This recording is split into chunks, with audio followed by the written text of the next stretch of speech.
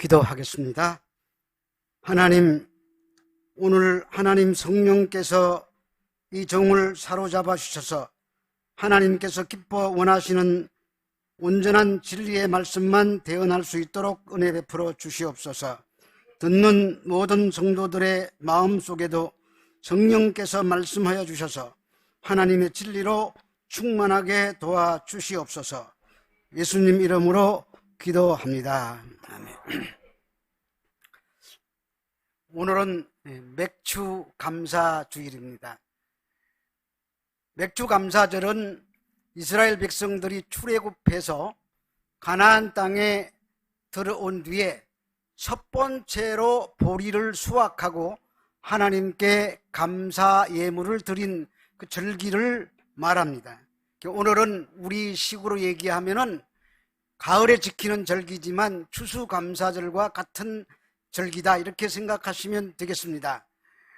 우리는 이제 6개월 동안의 시간을 벌써 보냈습니다. 1년 새로 한 해 들어와서 이 6개월 동안 하나님께서 우리에게 베풀어 주신 그 은혜를 생각하면서 오늘을 기점으로 해서 더욱 감사드리는 여러분 되시기를 바랍니다.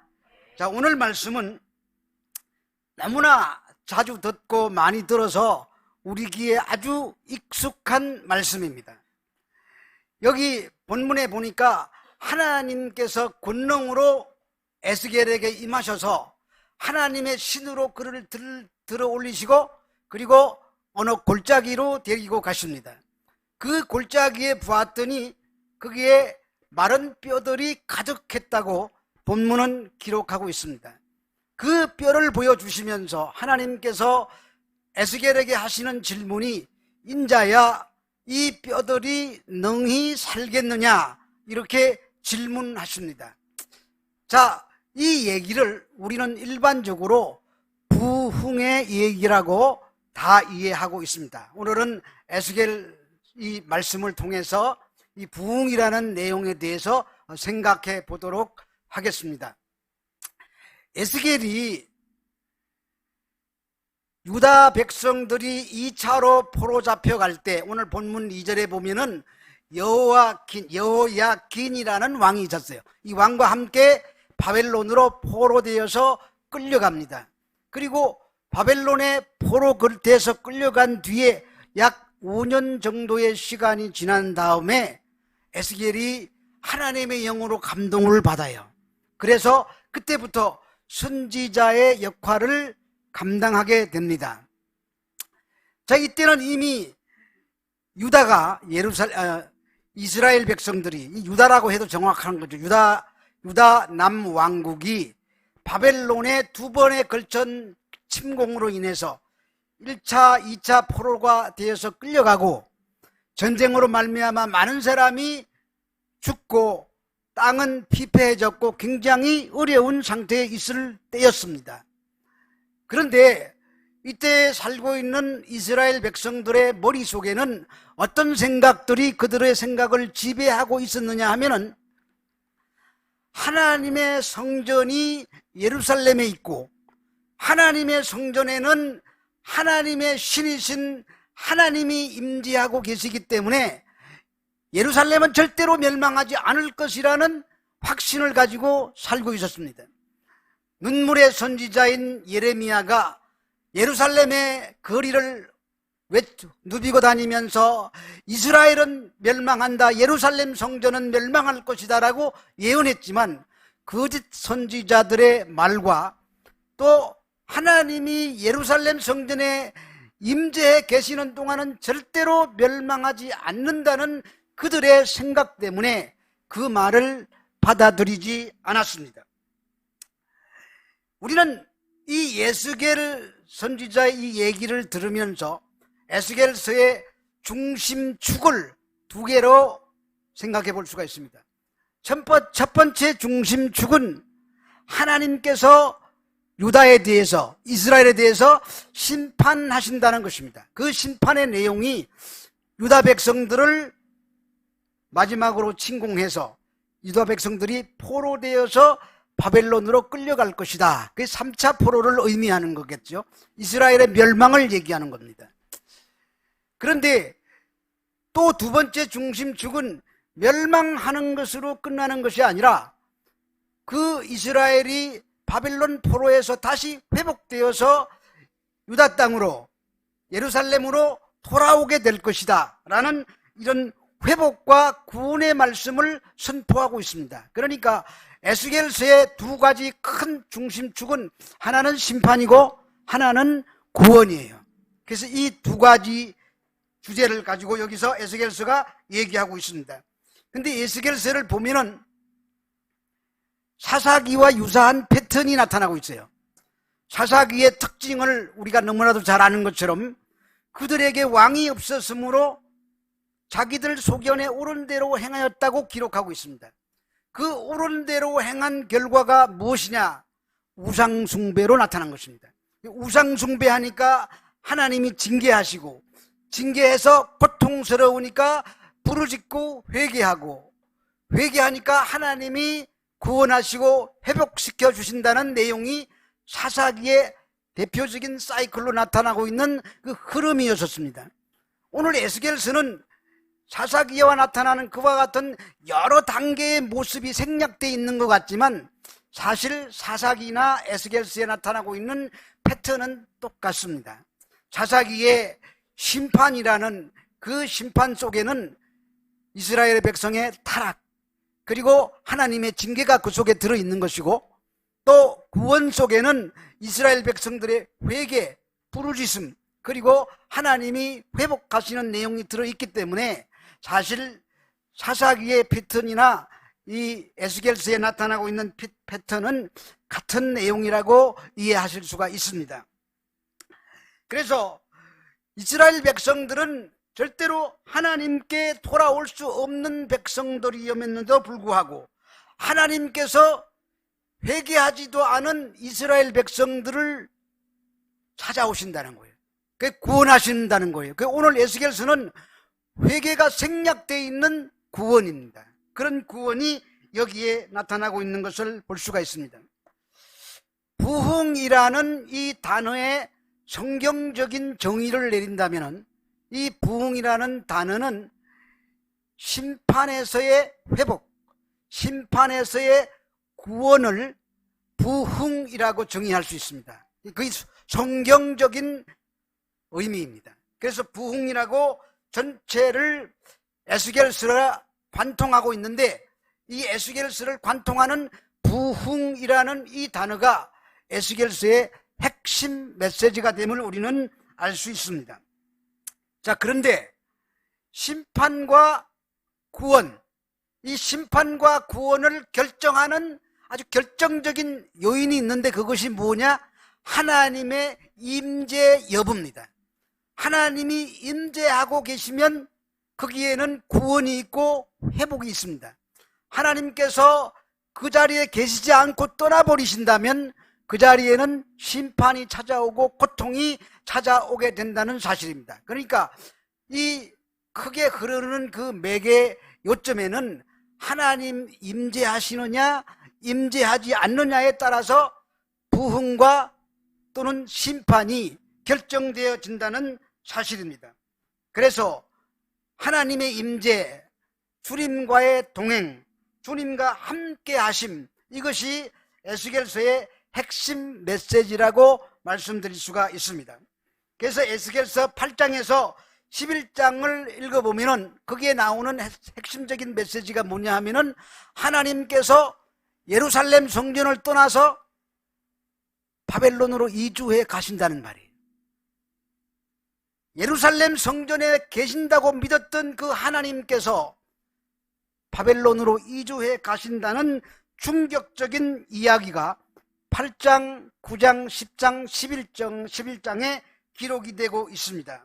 그들은 늘 생각하기를 하나님이 예루살렘에 있는 이 성전에 임재하시고 이 성전에 하나님이 임재해 계시는 한 절대로 멸망하지 않을 것이라고 확실히 믿고 있었습니다. 그래서 우리가 그 참고 구절로 열왕기상 8장 27절에서 30절 말씀을 제가 읽어드리겠습니다.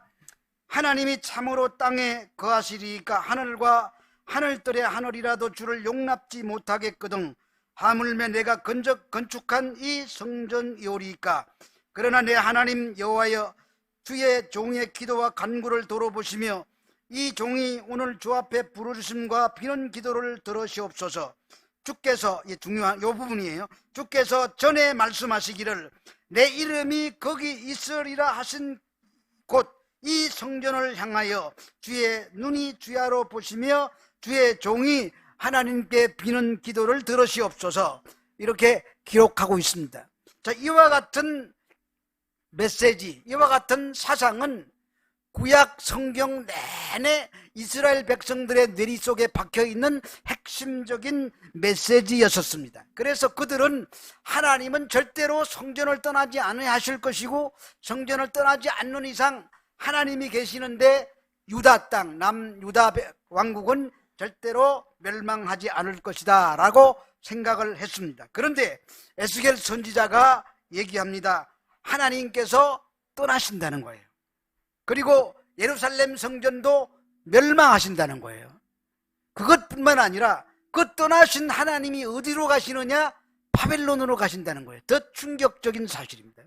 하나님이 떠나셔서 하늘로 올라가시면 모르겠는데 하나님이 떠나서 자기들이 원수국가인 바벨론으로 이주하신다는 충격적인 그런 얘기를 거기에 기록하고 있습니다. 그들은 2차 포로에까지 끌려온 사람들이 생각하기를 자신들은 비록 포로돼서 이 자리에 끌려와 있지만 자기들의 고국인 유다 왕국은 건재하리라고 생각했습니다. 그런데 거기에 계신다고 생각했던 하나님이 떠나신다는 거예요. 그것도 바벨론으로 이주해 가신다는 거예요. 그래서 그들의 생각은 충격으로 그들 마음이 아주 고통 중에 있었습니다. 자, 왜 하나님이 그러면은 이 성전을 떠나서 가시느냐? 그 이유를 에스겔서 8장 16절은 이렇게 기록해 놓고 있습니다. 그가 또 나를 데리고 여호와의 성전 안뜰에 들어가시니라. 보라, 여호와의 성전문 곧 현관과 제단 사이에 약 25명의 여호와의 성전을 등지고 낫을 동쪽으로 향하여 동쪽 태양에게 예배하더라. 일단의 무리들 약 25명의 사람들이 등장합니다. 이들이 어디서 여호와의 성전을 등지고 동쪽을 향해서 태양을 향해서 경배하고 있는 장면을 8장에서는 이렇게 기록하고 있습니다. 하나님이 떠나실 수밖에 없는 이유입니다. 그들이 하나님을 경배하는 것이 아니라 하나님이 계신다고 믿는 성전에서 성전을 뒤로 돌아 앉아서 동쪽을 향해서 하나님이 아닌 이방신을 경배하고 있는 것입니다. 그것이 하나님이 성전을 떠날 수밖에 없었던 아주 큰 이유입니다. 그들은 여기에 나오는 이 25명의 일단의 무리들, 우리 여기서 생각해 봐야 될 것은 그들은 지금까지 하나님의 성전을 떠난 적이 없는 사람들이에요. 언제나 절기가 되면은 또 때를 따라서 성전에 와서 제물을 잡아서 하나님께 제사를 드리고 열심히 신앙생활을 했던 사람들입니다. 그들은 언제나 성전 중심의 신앙생활을 했던 사람입니다. 우리들도 마찬가지입니다. 지금 우리들도 이 주일만 되면은 예배 장소에 나와서 정해진 시간에 예배를 드리고 있습니다. 이런 패턴 속에 성전 중심으로 살고 있습니다. 이 우상 숭배에 빠졌던 이스라엘의 일단의 무리들처럼 우리도 내가 그렇게 하고 있지 않은가를 점검해 보아야 할 필요가 있습니다. 그들은 꿈에도 자신들이 하나님을 저버렸다고 생각하지 않았습니다. 왜냐하면 늘 성전에 와 있었기 때문에, 그리고 구조 안에 들어와 있었기 때문에, 그리고 그들은 신앙생활을 하고 있었기 때문입니다. 그 구약시대의 우상숭배란 다른 것이 아닙니다. 하나님을 섬기고 또 우상도 섬기고, 이것도 좋고 저것도 좋고 마음이 둘로 갈라진 상태가 구약시대의 대표적인 우상숭배의 모습입니다. 그래서 그들은 마음이 나누어진 것입니다. 다른 신에게 마음을 빼앗겨서 겉으로는 하나님을 예배한다고 말을 하면서도 진짜 마음은 우상에게 가 있었던 것입니다. 그렇다면 우리는 여기서 우리들에게 또 한 번 질문해 볼 필요가 있습니다. 여러분들은 정해진 시간에 정해진 장소에 나와서 예배를 드리고 있으면서 혹시 아니겠지만 여러분들 마음속에 하나님보다도 더 내가 원하는 것이 있다면, 마음이 그렇게 해서 갈라져 있다면, 그런 패턴 속에 살아가고 있다면 우리들도 우상 숭배하고 있다는 사실을 깨닫지 않으면 안 되는 것입니다. 확실히 깨달아야 되는 것입니다. 이렇게 8장에서 11장까지는 하나님께서 왜 성전을 떠나시는가에 대해서 아주 소상하게 기록하고 있습니다. 그러니까 하나님이 떠나셨으니까 예루살렘 성전은 허물어지고 예루살렘은 황폐하게 되고 모든 사람들이 포로 잡혀가는 것입니다.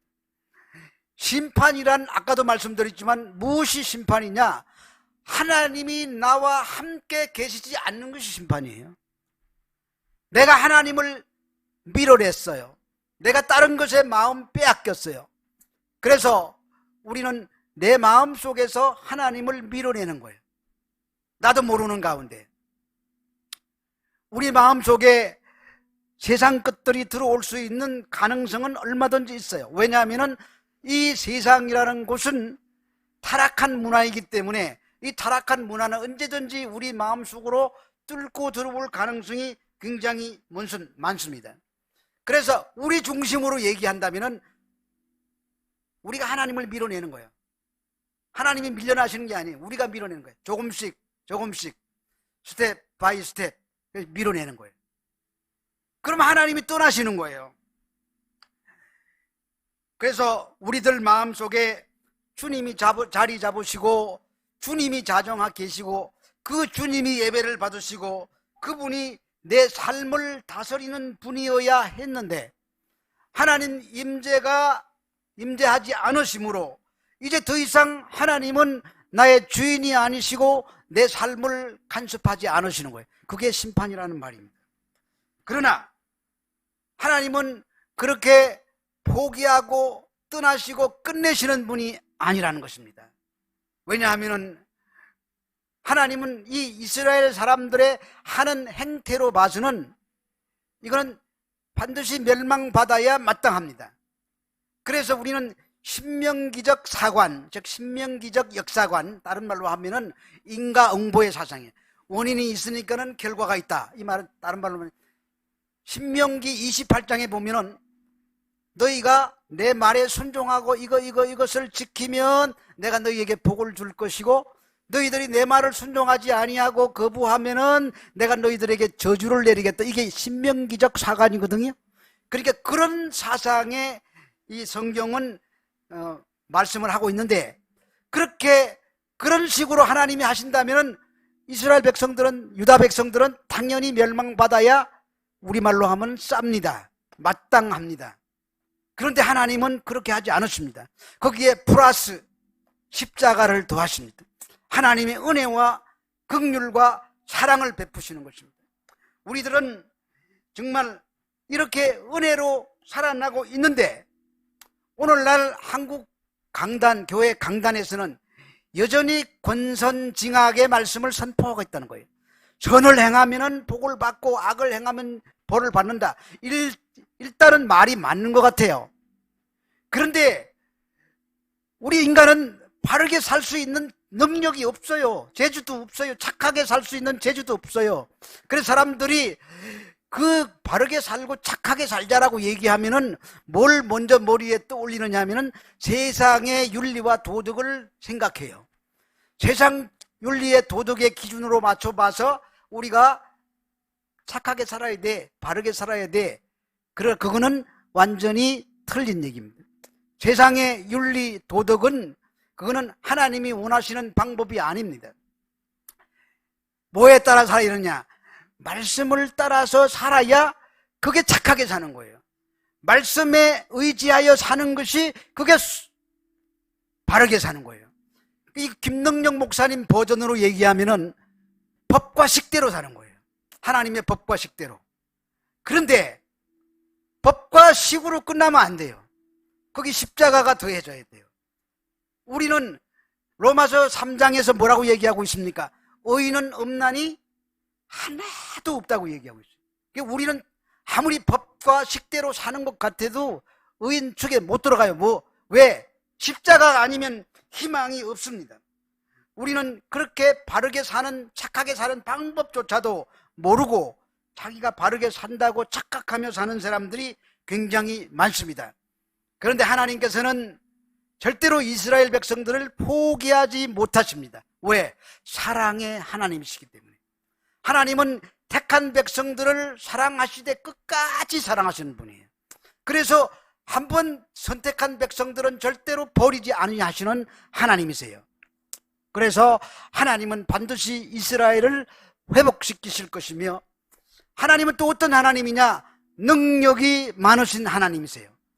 아무리 막장까지 갔다고 할지라도 하나님은 거기에서 끄집어 올려서 하나님의 백성을 살려낼 수 있는 분이 하나님이시라는 것입니다. 그래서 오늘 돌아오신다는 그 표현들이 40장에서 8장에서 11장까지는 심판하시겠다는 내용이 줄을 이루는데, 40장 이후에서는 구원하시고 회복하시겠다, 돌아오신다는 표현이 거기에 쭉 나타나고 있습니다.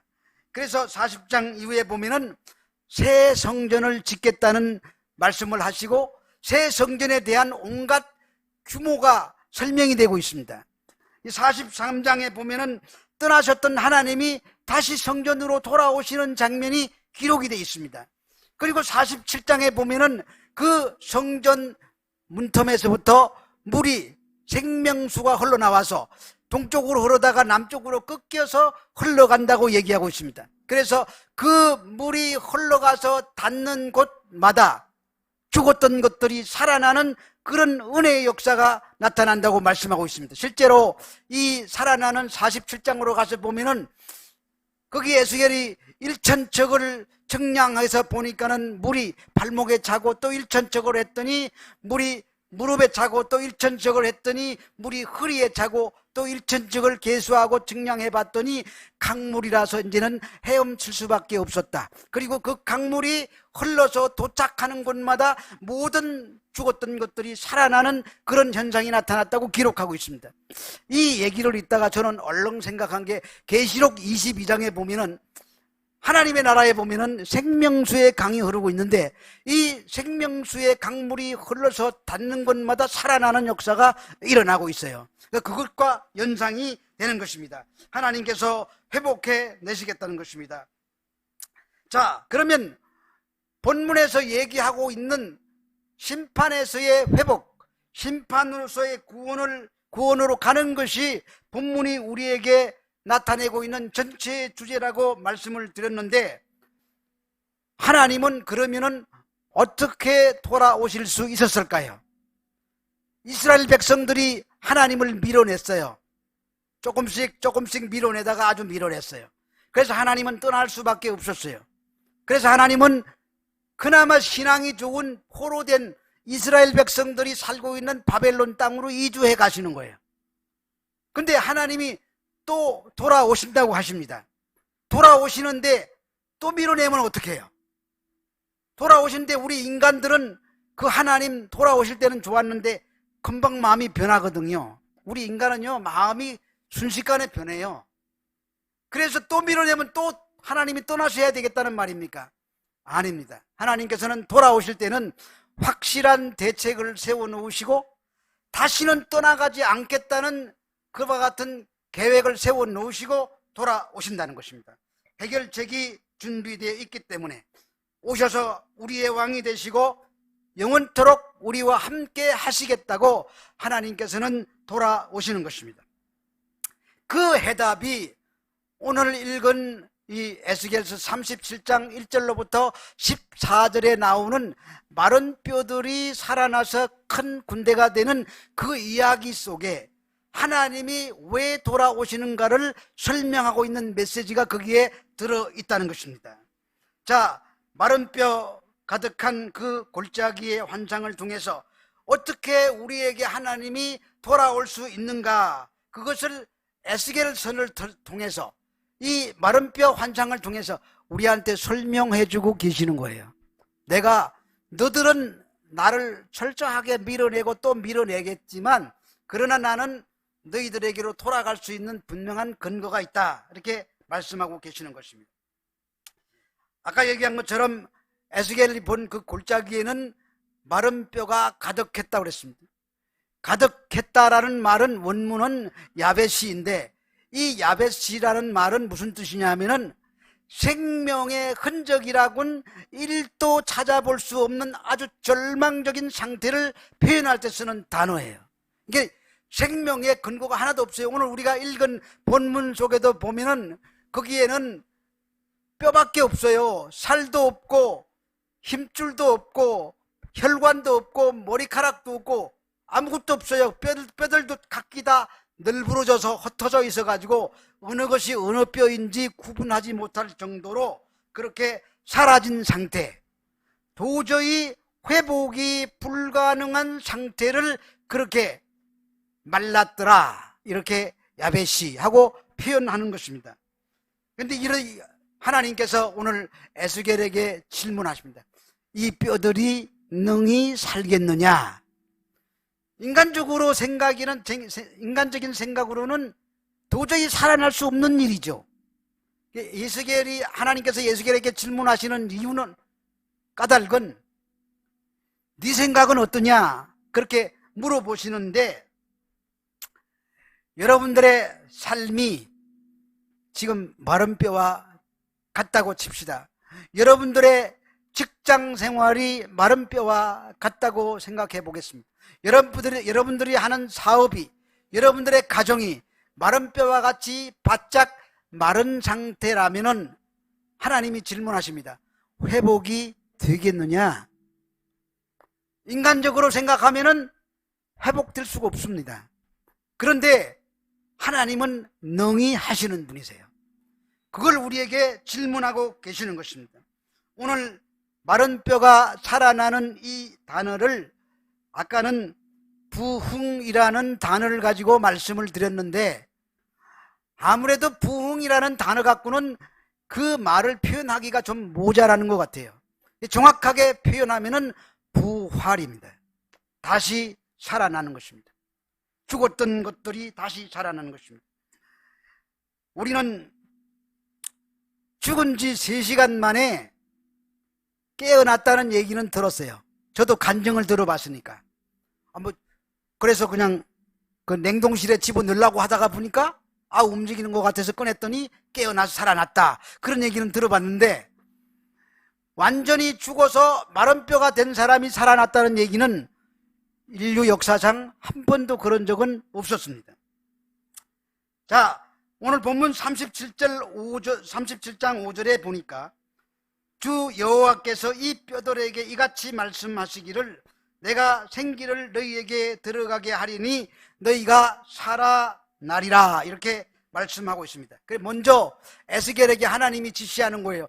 마른 뼈들에게 명령하라고, 대언하라고 말씀하십니다. 그래서 에스겔이 대언했습니다. 그랬더니 이게 다리뼈가 갈비뼈에 가서 철커덕 달라붙고, 갈비뼈가 머리뼈에 가서 철커덕 달라붙고, 뼈 마디가 철커덕 하더니 모양이 갖춰지고, 살이 솟아오르고 힘줄이 생겨나고, 그 다음에 혈관도 생겨나고, 빠졌던 머리카락도 생겨나요. 그런데 여전히 움직이지 못해요. 왜? 아직은 시체이기 때문에 그렇습니다. 그래서 뭐가 필요하느냐? 생기가 필요하다고 말씀합니다. 창세기 2장 7절에 하나님께서 우리를 지으실 때 뭘로 지었습니까?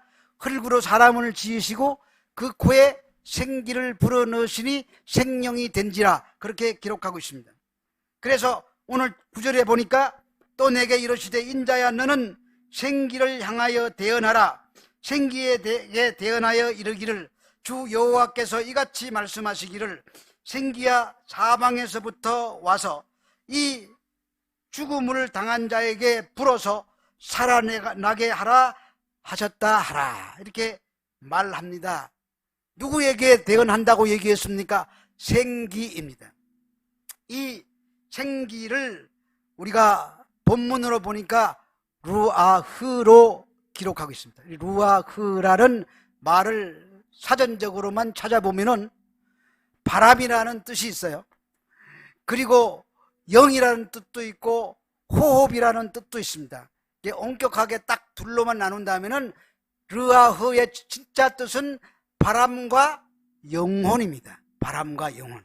자, 그런데 만약 바람이라고 생각한다면은 르아흐가 바람이라고 생각한다면은 죽은 시체가 있는데 그 죽은 시체에게 자전거 바람 불어넣는 펌프를 가지고 와서 그 사람 코에다가 펌프를 연결하고 펌프질을 하면은 살아나야 되잖아요. 그런 적은 한 번도 없었어요. 그렇기 때문에 바람은 아니에요. 그러면은 죽은 영혼이냐? 사람들이 흔히 말하기를 사람이 죽으면은 귀신이 돼서 이 구천을 떠돈다 그랬어요. 구천. 만약에 구천을 떠돌던 영혼들이 자기 시체가 살아나는 걸 보고 그리 슉 들어와서 살아났다면은 그거는 비성경적인 얘기예요. 그거는 샤머니즘이에요. 그거는 신비주의자들이 하는 말이에요. 그 성경적인 얘기가 아닙니다. 그거는 아니에요. 그러면은 귀신, 우리 성경에도 귀신이 들어갔다는 얘기가 많이 나오잖아요. 그 공중에 떠돌던 귀신이 거기에 시체가 생겨나니까는 그 속으로 슉 들어간 것이냐? 그것도 아니에요. 그거는 무당이 하는 말이에요. 그러므로 이것도 비성경적이에요. 그래서 그것도 아닙니다. 그런데 이 르아흐를 보니까 이게 단수예요. 영들이 아니라 신들이 아니라 영이에요. 그냥 영이에요. 그리고 그 앞에 정관사도 붙어 있어요. 그 영이에요. 오직 한 영만 가리키는 거예요. 여러분들이 이미 누군지 다 아시겠지만 에스겔서 37장 14절에 보니까 이렇게 풀이해 놓고 있어요. 또 내가 내 영을 너희 속에 두어 내 영을 너희 속에 두어 너희가 살아나게 하고 내가 또 너희를 너희 고국 땅에 두리니 나 여호와가 이 일을 말하고 이룬 줄을 너희가 알리라. 여호와의 말씀이니라. 첫째로 하나님께서 하시는 일이 내 영을 너희 속에 두는 거예요. 내 영. 누구? 하나님의 영. 하나님의 영. 이 루아흐도 하나님의 영, 신이라고 우리 지금 여기 개역 성경에서는 신이라고 나오죠. 개역 개정에서는 또 영이라고 나오죠. 이 영이라는 말하고 생기라는 말이 우리는 각기 다르게 나오지만 사실은 루아흐로 똑같은 단어를 쓰고 있어요. 그래서 하나님의 영입니다. 예수님께서 이 땅에 오셔서 부활 성천하신 다음에 우리에게 보내주신 부활의 영, 하나님의 영이신 성령을 의미하는 것입니다. 그래서 성령이 오셔서 성령이 우리들 마음속에 들어오셔서 우리가 살아나게 된다는 말씀을 그렇게 하고 있는 거예요. 그래서 에스겔서 36장, 이 37장은 아니고 36장 26절 27절에 보면은 이렇게 기록하고 있습니다. 또 새 영을 너희 속에 두고 내 마음을 너희에게 주되 너희 육신에서 굳은 마음을 제거하고 부드러운 마음을 줄 것이며 또 내 영을 너희 속에 두어 너희로 내 율례를 행하게 하리니 너희가 내 규례를 지켜 행할지니라. 이렇게 말씀하고 있습니다. 여기에 두 가지를 강조해내고 있습니다. 첫 번째는 내 영을 너희 속에, 내 신을 너희 속에 두겠다. 하나님의 신을 우리 속에 두겠다고 말씀하고 있습니다. 두 번째는 그 다음에 새 마음을 주시겠다고 말씀하고 있습니다. 새 마음은 이 굳고 딱딱해진 마음을 부드러운 마음으로 바꾸어서 주시는 마음을 새 마음이라고 얘기할 수 있습니다. 그러니까 하나님이 새 마음을 주시겠다는 것은 내 마음은 가져가고 하나님의 다른 사람의 영을 주시겠다는 뜻이 아니라, 그러면 다른 사람이 되는 거죠. 하나님께서 새 영을 내 속에 두고 새로운 마음을 주시겠다는 것입니다. 이 성경에서 새라는 형용사가 붙으면은 그것은 회복이라는 뜻이 있습니다. 즉 하나님이 원하시는 모양으로 변화된다는 뜻이 있습니다. 이게 새자가 붙으면은, 성경에 새자가 붙으면은 하나님이 원하시는 모양으로 변화된다는 의미가 그 속에 있습니다. 그러니까 새 영이 우리 속에서 뭘 만들어내시느냐? 새 마음을 만들어내십니다. 성령이 우리 마음 속에 들어오시면, 그분이 새 영이시죠. 그 영이 우리 속에 들어오시면은 우리 마음 속에 무슨 마음이 생겨나느냐? 새로운 마음이 생겨나는 것입니다. 자갈밭 같은 굳은 마음을 부드러운 마음으로 바꿔주시고 하나님의 말씀대로 살아가고 싶은 생각이 솟아나게 만든다는 거죠. 뿐만 아니라 살아갈 수 있도록 우리의 의지까지 주신다는 거예요. 그래서 하나님 말씀이 우리에게 새 마음을 주셔서 하나님 앞에 나와서 경배하고 섬길 수 있도록 만들어 나가신다는 것입니다. 중요한 것은 나의 영을 너희 속에 둘 것이다. 나의 신을 너희 속에 둘 것이라는 말씀입니다. 오늘 37장에 생기가 불어와야 비로소 마른 뼈들이 살아나서 군대가 되는 것처럼 하나님의 영이 우리 속에 들어와야 비로소 우리의 영이 살아나는 거예요. 우리가 살아나는 존재가 되는 것입니다. 그래서 하나님께서는 오늘 이 에스겔서 37장의 말씀을 통해서 우리에게 던지시는 메시지는 내가 내 영을 너희 속에 두어 너희를 살려내시겠다는 말씀을 그렇게 하고 계시는 것입니다. 말 어투는 다르지만 그렇게 말씀하시는 것입니다. 그래서 40장 이후에 새 성전을 짓고 돌아오시겠다는 말씀을 계속하고 계시는 것입니다. 돌아오시기 위해서 이 말이 좀 어폐가 있어요. 돌아오시기 위해서 성령이 먼저 오시는 거예요. 이 말이 좀 이상하죠? 내 마음속에, 마음의 좌소에, 보좌에 성령이 앉아 계시기 위해서 딱딱해지고 굳어지고 세상 마음으로 가득 들어찬 우리 마음속에 있는 마음을 성령이 와서 먼저 청소하시는 거예요. 그것이 깨끗이 청소되는 게 성전 건축이에요. 성전이 내 속에 건축이 되는 거예요. 이렇게 건축이 되고 나면은 하나님의 성령께서 거기에 와서 거하시겠다는 거예요. 거하시면 무슨 일이 일어납니까? 새 마음이 주어져서 새 마음 속에 우리 속에 새 마음이 나타나게 되는 것입니다. 오늘 하나님께서는 그 얘기를 할 수 있습니다. 하고 계시는 것입니다. 그런데 오늘 우리는 이 성령님이 하시는 일에 대해서 다 설명하기는 너무나도 짧은 시간이지만 중요한 것 딱 두 가지만 꽂아서 얘기하라고 한다면은, 첫째는 성령 하나님은 에너지가 아니라는 거예요. 그분은 인격자이신 하나님이시라는 것입니다. 그분은 하나님이십니다. 그분은 루아흐라는 하나님이십니다. 없는 것을 있게 만드시고 시간을 창조하시고 공간을 창조하시고 그 안에 존재를 만들어내시고 불가능을 가능케 만들어주시는 하나님이시라는 것입니다.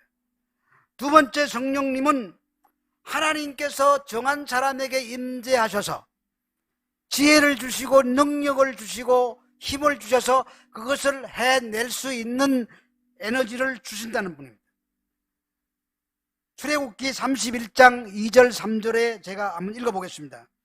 내가 유다 지파 훌의 손자요 우리의 아들인 부사레를 지명하여 부르고 하나님의 영을 그에게 충만하게 하여 지혜와 총명과 지식과 여러 가지 재주로, 성막을 건축할 때 이 부살렐과 오홀리압을 불러가지고 지혜를 주시고 만들 수 있는 능력을 그에게 부어주시잖아요.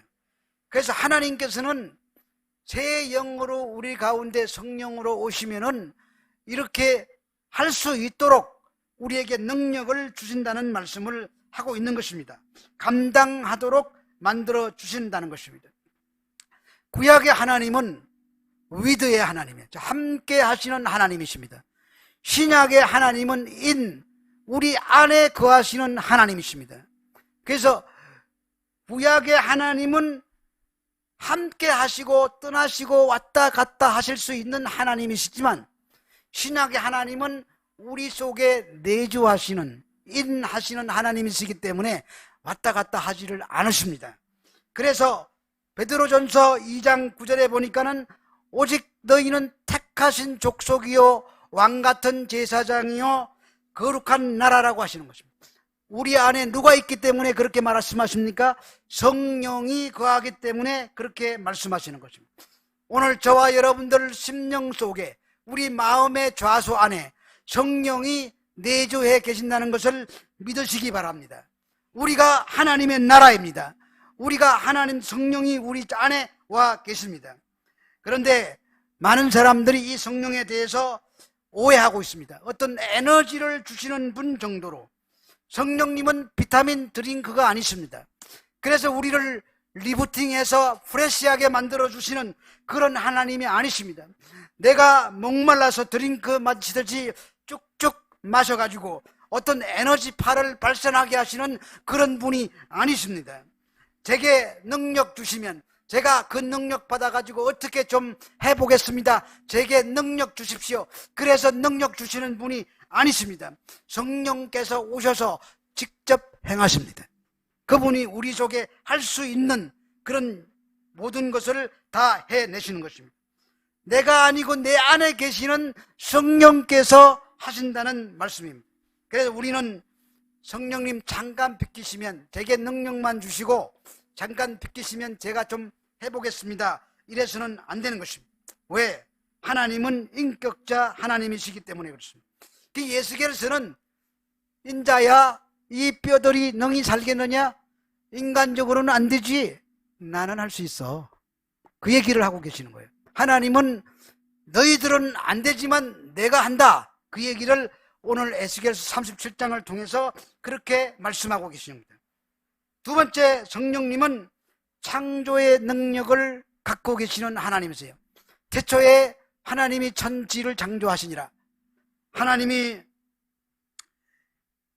그 천지를 창조하신 다음에 우리에게 성령께서 천지를 창조하시는데 동참하시는 거죠. 거기 하나님의 신이 수면에 운행하시더라.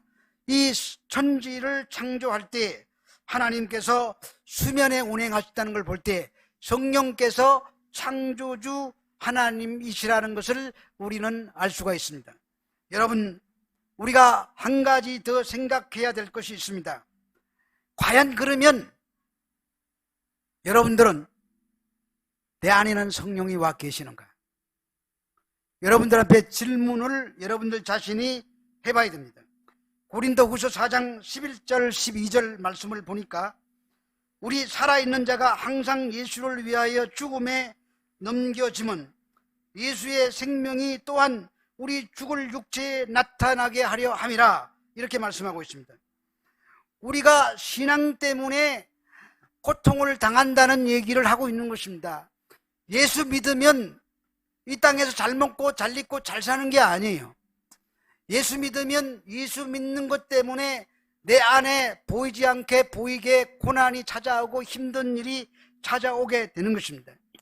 이와 같은 일들이 내 안에서 일어나고 있다면 나는 성령 받은 사람이 확실한 것입니다. 예수 그리스도를 구세주로 믿고 의지하는 것은 그 물질적인 부여를 위해서 하는 것이 아니라 우리가 주님이 이 땅에 천사장의 소리와 호령 소리로 치리 쫓아 강림하실 때 부활에 동참하기 위해서 신앙생활하는 거예요. 우리는 그 부활에 동참할 그 표대를 바라보면서 오늘도 힘들지만 믿음의 생활을 하면서 앞으로 달려가는 사람들이에요. 그 표대를 바라보고 앞으로 전진하는 사람들이에요. 그 사람들을 가르쳐서 하나님 앞에서 살아있는 자들이라고 얘기하고 하는 것입니다. 그래, 우리도 농담할 때 무슨 뭘 잘하면 살아있네 이렇게 얘기하잖아요. 하나님이 우리를 보실 때 너 살아있구나, 라고 얘기할 수 있어야 돼요. 이것도 김능령 목사님 버전으로 하면은 확인해 봐야 되는 거예요.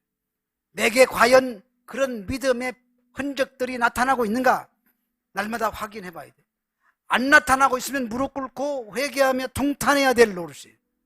우리는 그것을 확인해 봐야 됩니다. 내 안에 또 생명수가 솟아나서 살리는 역사가 일어난 것처럼 여러분들 삶에도 살리는 역사가 일어나야 되는 것입니다. 그 성전 문지방에서 흘러나온 생명수가 흘러가는 곳마다 살아나는 그런 역사가 일어났다고 성경은 기록하고 있습니다. 마찬가지로 우리가 그 말씀을 받아 사는 자들이라면 우리가 가는 곳마다 살려내는 역사가 일어나야 되는 것입니다. 그래서 우리는 시편 119편 5절의 말씀처럼 하나님의 말씀은 내 길의 등이요 내 길의 빛이니이다. 내 발의 등이라는 말은 내가 살고 있는 현장에서, 발등 현장 눈앞에서 그 빛이 역사에서 살리는 역사가 일어나야 되는 것이고, 내 길에 비치는 것은 먼 장래까지도 그런 역사가 계속되어야 된다는 얘기를 그렇게 하고 있는 것입니다. 우리는 살리는 역사가 일어나야 되는 것입니다. 일어나는 형상들이 내게서 나타나게 될 때에 여러분들은 살아있는 자가 분명하고 여러분들 안에 성령이 오셔서 내주하고 있는 것이 분명하고, 그러면 여러분들은 부활의 날에 하나님 나라에 동참하는 큰 은혜를 누리게 되실 것을 확신하시기를 바랍니다. 기도하겠습니다. 하나님, 이 맥주 감사 주일을 맞이해서 하나님께서 우리에게 베풀어 주신 그 놀라운 구원의 은혜를 다시 한번 생각할 수 있도록 은혜 베풀어 주시니 감사드립니다. 오늘 우리 모든 성도들이 이 하나님 은혜 앞에 무릎 꿇고 감사하며 성령님 주시는 생각대로 순종하며 삶을 살아갈 수 있도록 은혜 베풀어 주시옵소서. 예수님 이름으로 기도합니다.